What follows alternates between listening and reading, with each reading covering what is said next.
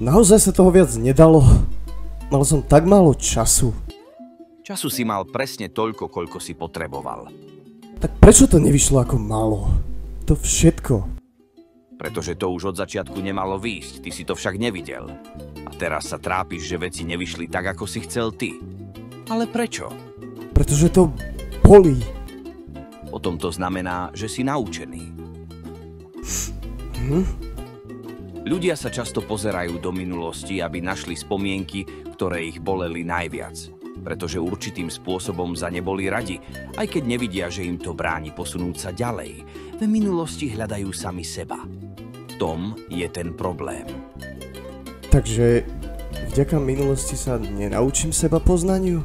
Samozrejme, že nie. Veci, ktoré sa stali, nás majú poučiť o chybách, ktorým sa máme vyhnúť. Z minulosti sa nikdy nenaučíš skutočne žiť. Skutočné čaro je nechať bremeno minula zhodené, aby si mohol niesť ľahkosť momentu, prítomnosti. Prítomnosť je skutočný dar poznania svojho vnútra. Musíš žiť pre moment, nie na moment. Ale čo ak má minulosť ovplyvní moju budúcnosť? To, kým si bol, nikdy neurčuje, kým budeš. O tom rozhoduje to, či sa necháš pohltiť tým, čo bolo, alebo sa necháš unášať tým, čo je. Teraz to chápem.